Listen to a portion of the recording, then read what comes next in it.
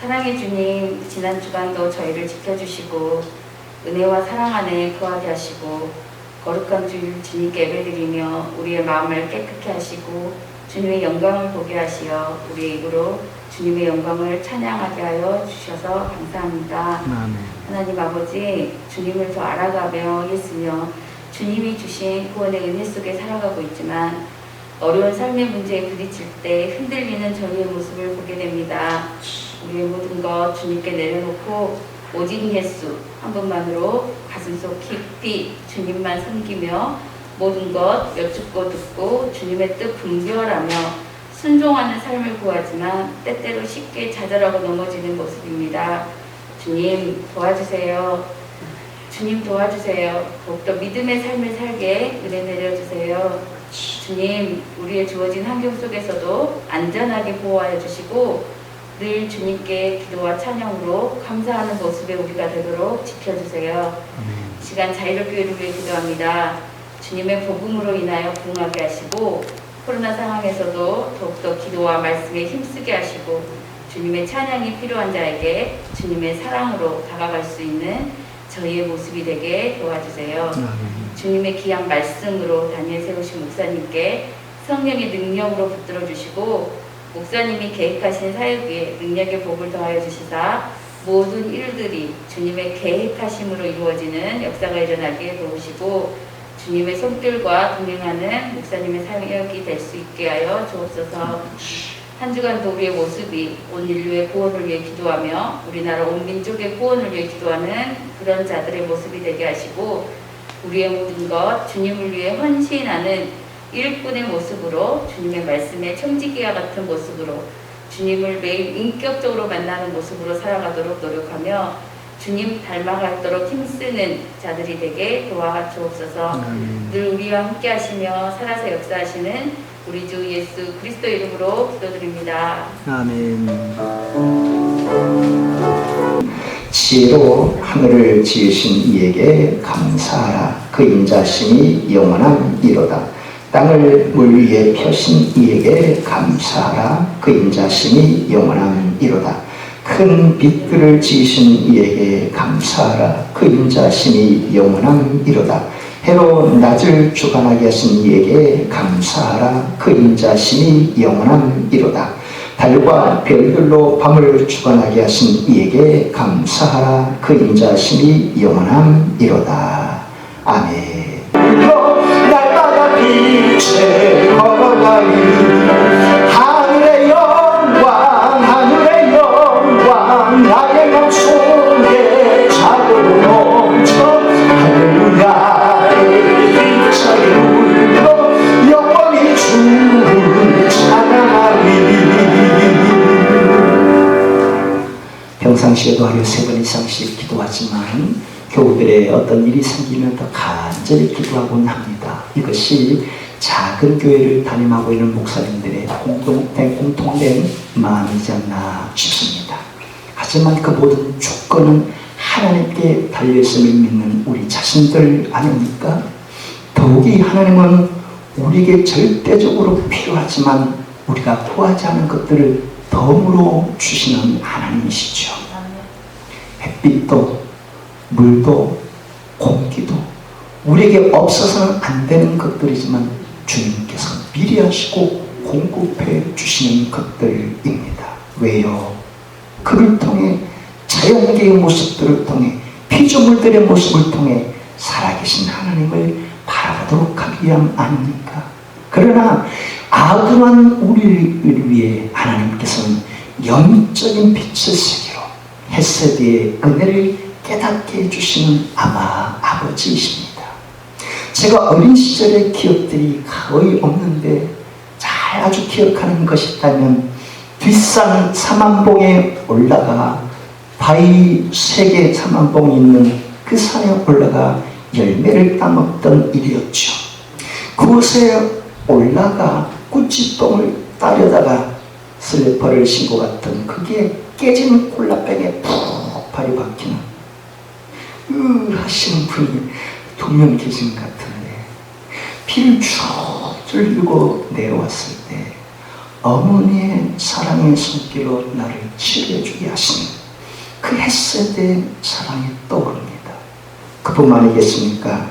시골 동네 저수지에 여름철이 되면 뜨거운 떼약볕에 잠시 물을 담그기에 동네 또래 아이들이 다 저수지에 몰려들지 않겠습니까?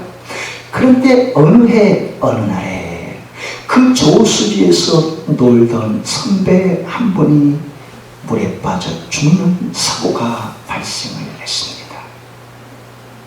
그때 왜 다른 친구들은 나는 아무런 일 없이 건져주셨는지 지금 생각해보면 하나님의 크신 햇셋의 은혜가 아닌가 싶은 것이죠. 또 전주 태평교회에서 중고등부 아이들을 데리고 우전육교회 수련을 갔을 때 그 우전이 해수욕장에서 보트도 타고 해수를 놓아놨는데 그날 아무런 사고도 없이 지켜주셨던 것 역시 햇셋의 크신 은혜임을 고백할 수밖에 없습니다. 충주에서 청년들을 데리고 괴산군 송리산 화양 계곡에 물놀이를 갔을 때 계곡물이 얼마나 깊으냐 싶었지만 청개를 한 번이 저 어마어마하게 깊은 그곳에 죽을 뻔한 일이 있었는데 그 속에서 살려주신 것이 하나님의 크신 은혜의 햇세드가 아닌가 싶습니다.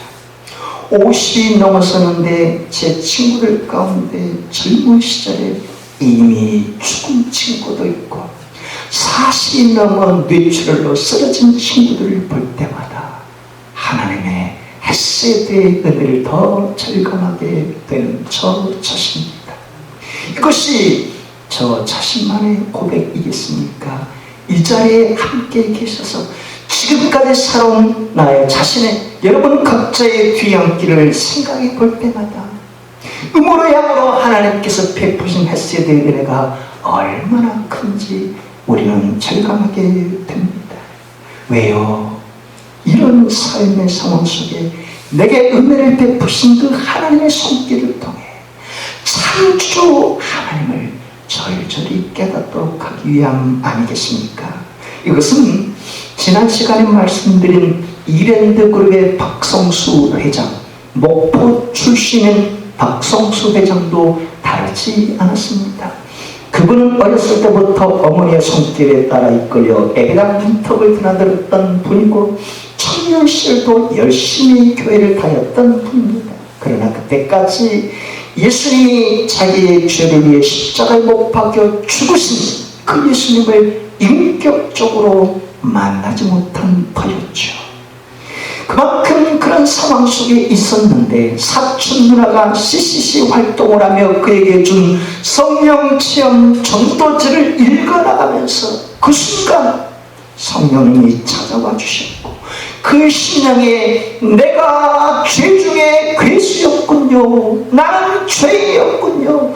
법 없이 살 수 있다고 착각했지만 내 마음속에 주인이신 예수님을 인격적으로 모시지 못한 채 살은 죄인입니다 라고 고백하며 눈물 콧물 다 쏟고 회개할 때 성령님께서 그에게 찾아오셔서 마음속에 평강과 기쁨이 넘쳐나도록 해주셨죠. 그것이 그에게 베풀어 주신 큰 햇세드의 1차적인 사건 아니겠습니까?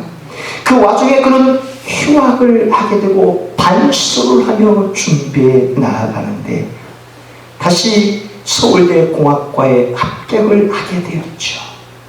그 와중에 1973년도에 여의도 빌리그람 집회에 은혜를 받고 하나님 이제부터 제 인생을 하나님께 드리겠나이다 라고 고백을 했던 그였습니다.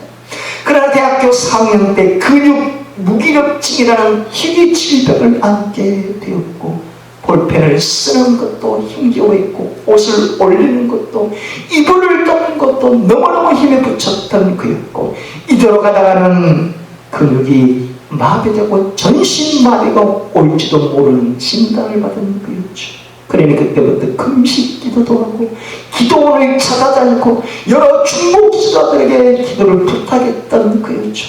그러는 와중에 그의 어머니가 알게 된 한의상군을 찾아가 약을 먹게 되는데 3개월 동안 복용하면서 서서히 근육이 풀리기 시작했죠.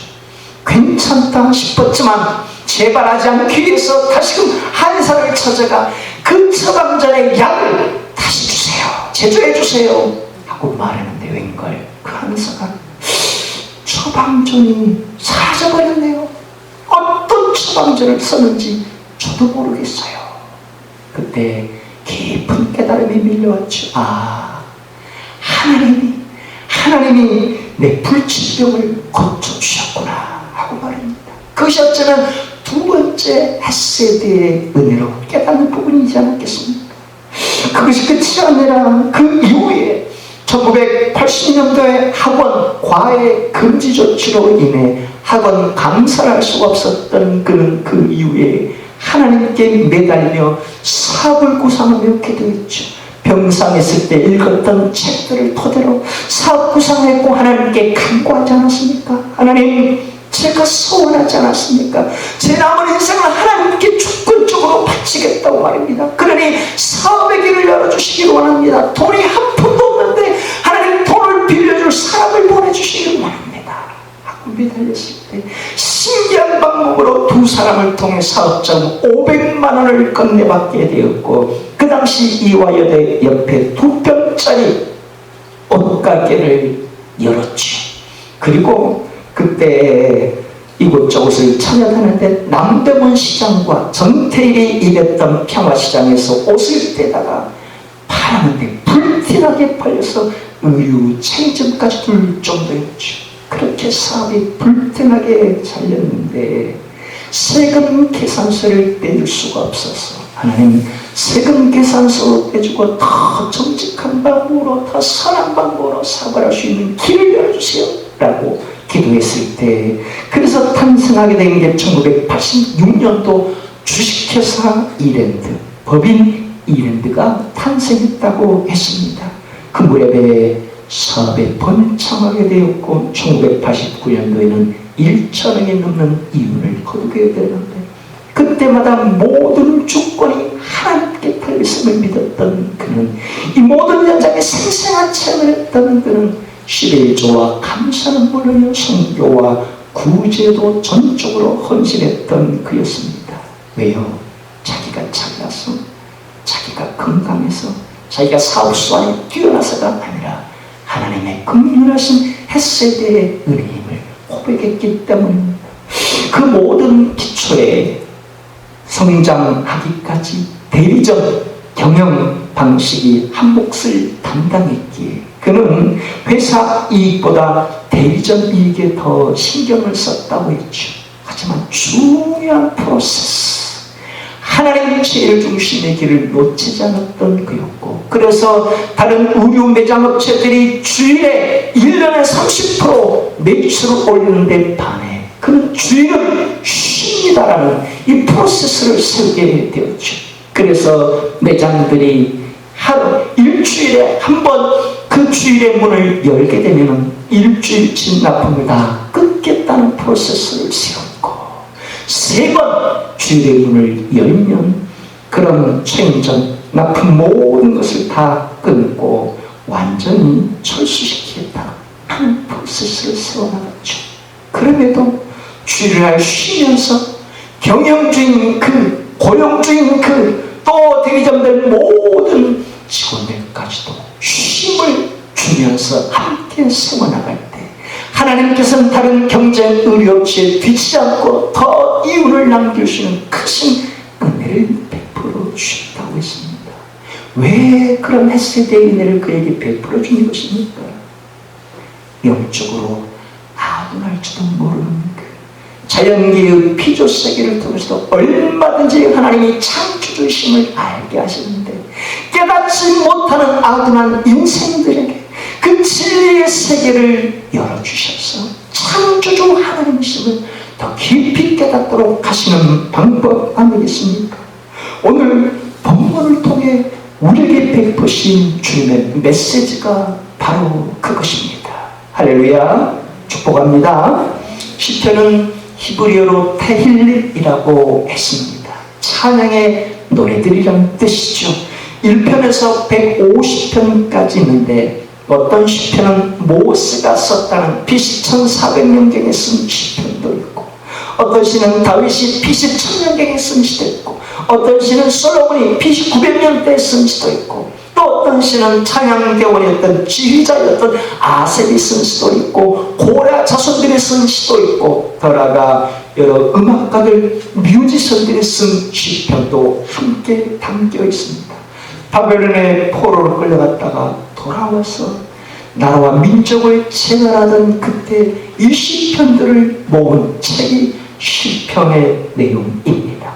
그 중에 어떤 시는 개인적으로 하나님을 만난 체험의 고백시가 담겨 있는가 하면 집단적으로 하나님의 위대하심을 고백한 찬양의 시가 담겨 있고, 심지어 바벨론의 포로로 끌려갔다가 돌아오게 하신 은혜의 감사의 고백을 담은 시도 있고, 어려운 인생의 터널을 지날 때 그 속에서도 보살펴 주신 헷세의 은혜를 고백하는 찬양시도 담겨 있습니다. 우리가 읽은 136편의 이 시편은 이스라엘 공동체가 하나님의 긍휼하심을 덧입을 때 고백한 찬양시라고 했습니다. 26절로 기록된 이 시편 가운데 그렇게 여호와께 감사라 그 인자하심이 영원하미로다, 이 고백이 26절 26개나 들어있다고 했죠. 인자하심, 하나님의 인자심이 무엇인가? 히브리어로 헤세드라고 했습니다. 친절, 자비, 긍휼, 사랑, 인애로 번역되는 단어죠. 사람과의 관계 속에서, 사람과 천사의 관계 속에서, 사람과 하나님과의 관계 속에서 이루어지는 헤세드입니다. 전혀 모르는 사람의 사이가 아니라 알고 지낸 사람, 알고 지낸 하나님과의 관계 속에서 말입니다. 아브라함이 자기 아내에게 요청하는 것이 헤세드였고, 조카 롯이 불과 유언불로 심판받는 그 소돔 땅에서 도망치 않은데 너무 멀어서 가까운 곳으로 피하게 달라고 긍휼을 베풀어 달라고 할 때 그것이 헤세드예요. 아브라함의 늙은 쪽 엘리에셀이 아브라함의 아들 이삭을 향한 비필을 만나게 달라고 그 이방 땅 바닥 아람의 우물터에서 간구할 때 하나님 긍휼을 베풀어 달라고 할 때 그 긍휼이 헤세드였습니다. 심지어 이스라엘 백성들이 애굽 땅에서 나올 때도, 그리고 홍해 앞에서 애굽 군대가 쫓아오는 그 추격전을 그리는 그 절체절명의 상황에 하나님께서 홍해를 갈라주시고 이스라엘 백성을 통과하게 해주시고 대신 애굽 군대는 그 물에서 빠져 죽임당하는 이 모든 사건을 겪고 난 후에 하나님의 긍휼하신 헤세드로 건져주셨음을 고백할 때 이 헤세드에 찬양을 했던 그들이었죠. 그런가 하면 이스라엘 백성과 언약 관계를 맺은 이후에 이스라엘 백성들이 황금 송아지를 만들어 놓고 이것이 하나님이라고 경배하는 구판을 벌일 때 주동자 3,000명을 처단한 이후에 다시금 너희와 언약을 맺어 너희들이 하나님의 율례와 법도를 지켜나갈 때 천대까지 복을 주시겠다고 약속하신 게 바로 그 헤세드의 은혜입니다. 오늘 본문은 하나님께서 어떤 헤세드의 은혜를 베푸셨다고 고백을 합니까? 본문 5절에서 9절을 다 같이 다시 한번 읽겠습니다. 아멘. 지혜로 하늘을 만드신 이에게 감사하라. 그 인자심이 영원함이로다. 땅을 물 위에 펴신 이에게 감사하라. 그 인자심이 영원함이로다. 큰 빛들을 지으신 이에게 감사라. 그 인자심이 영원함이로다. 해로 낮을 주관하게 하신 이에게 감사하라. 그 인자심이 영원함이로다. 달과 별들로 밤을 주관하게 하신 이에게 감사라. 그 인자심이 영원함이로다. 어떤 헤세드의 은혜를 찬양하는 것 같습니까? 그렇죠. 창조주 하나님의 헤세드를 찬양하는 것입니다. 지혜로 하늘을 지으신 이, 땅을 물 위에 드러나게 하신 이, 해로 낮을 주관하게 하시고 달과 별들로 밤을 주관하신 하나님, 창조주 하나님을 찬양하는 고백의 시입니다. 그런데 2절을 유심히 들여다보시기 바랍니다. 큰 빛들을 지으신 이에게 감사하라. 그 인자하심이 영원함이로다. 이 빛은 히브리어로 오르입니다. 이것은 해나 달이나 별들의 발광체를 뜻하는 단어가 아닙니다. 그것들을 포함하지만 어둠과 대조되는 빛, 거짓과 대조되는 진리의 빛, 죽음과 대조되는 생명의 빛을 말합니다.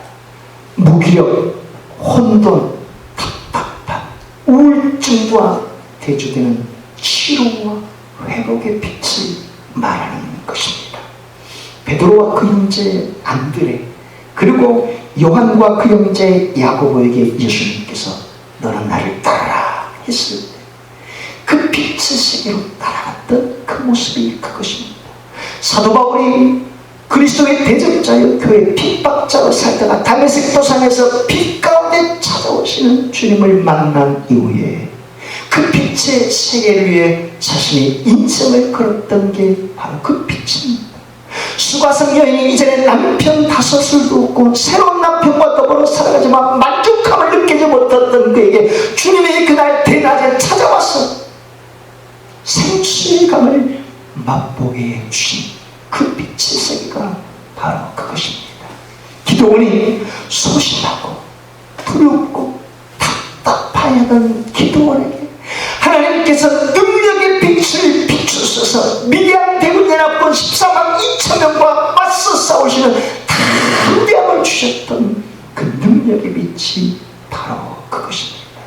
이것은 자연계의 발광체의 빛을 초월하는 빛이요, 어둠과 거짓과 죽음을 향해 치닫고 절망과 낙담 속에 빠지는 영혼을 새롭게 건져올리는 빛의 세계입니다. 주님은 지금도 그 빛의 세계를 우리에게 비춰주셔서 주님이 창조주이심을 깨닫게 하시는 은총을 베푸시는 것이죠.